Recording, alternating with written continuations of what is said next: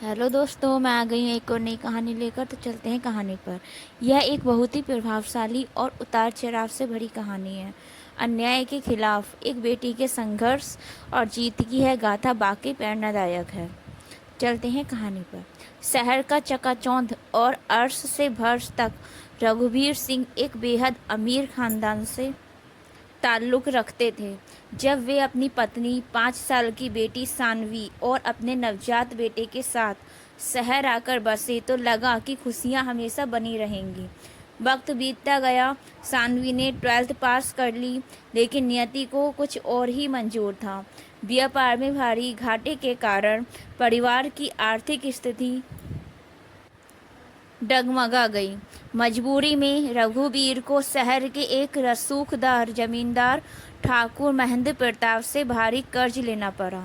कर्ज के बदले उनका आलीशान घर गिरवी रख लिया गया। धोखे की बिसात बिछी और वह शरीफ परिवार एक खौफनाक सेक्स रैकेट के जाल में फंस गया।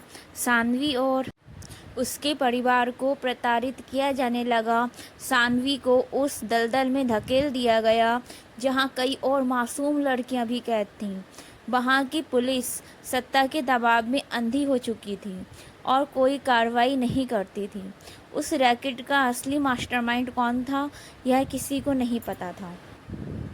अजीब बात यह थी कि जमींदार का जो बेटा है, आर्यन, सानवी से सच्चा प्यार करता था।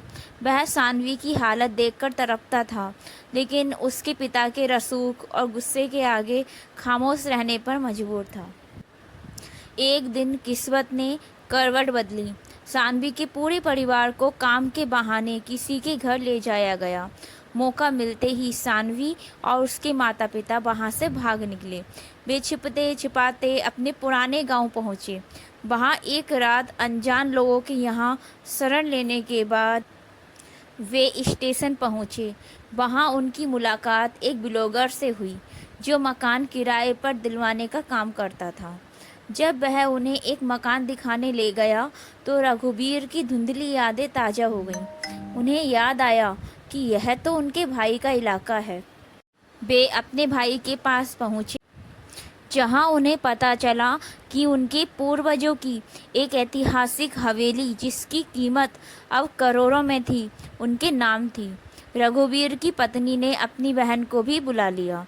सबने मिलकर उस हवेली को 6 करोड़ रुपए में बेचा और शहर जाकर अपनी बहन के साथ रहने लगे। उन पैसों से उन्होंने एक आलीशान घर खरीदा और सानवी के पिता अपने सारू के बिजनेस में पार्टनर बन गए। अब आर्थिक तंगी दूर हो चुकी थी। सानवी ने अपनी पढ़ाई फिर से शुरू की। दूसरी तरफ वह खूंखार रैकेट उन्हें ढूंढते हुए गांव तक पहुंच गया, लेकिन वे सानवी के चाचा तक ही पहुंच पाए। आगे का कोई सुराग नहीं मिला। सानवी ने दिन रात एक कर दिया।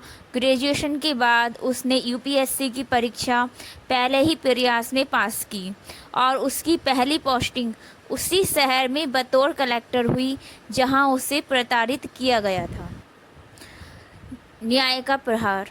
कलेक्टर बनते ही सानवी ने सबसे पहले भ्रष्ट पुलिस स्टाफ को बदल दिया।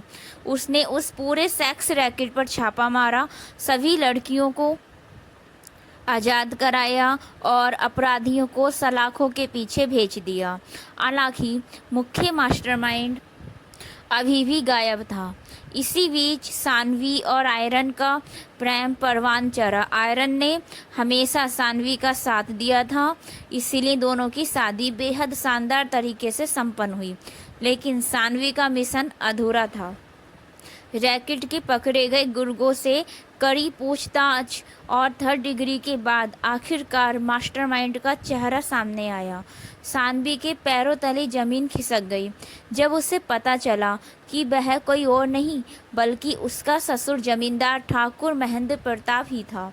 उसने ही कर्ज के जाल में फंसाकर सानवी के पूरे परिवार को तबाह किया था। जब आर्यन को पता चला कि उसका अपना बाप ही इस घिनौने अपराध का जड़ है, तो उसने बिना किसी हिचकिचाहट के कानून का साथ दिया। आयरन और सानवी ने मिलकर सबूत जुटाए और अपने ही पिता को जेल भिजवाया। अन्याय का अंत हुआ। सानवी ने न केवल अपना सम्मान वापस पाया, बल्कि समाज की सैकड़ों बेटियों को भी बचा लिया। अब सानवी और आर्यन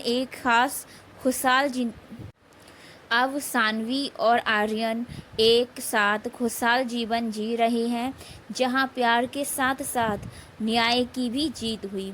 सीख: वक्त कितना भी बुरा क्यों ना हो, साहस और शिक्षा के बल पर इंसान अपनी किस्मत खुद लिख सकता है। क्या आपको लगता है कि सानवी ने अपने ससुर को जेल भेजकर सही किया, या फिर आर्यन को अपने पिता को बचाने की कोशिश करनी चाहिए थी? अपनी राय कमेंट बॉक्स में ज़रूर बताएं।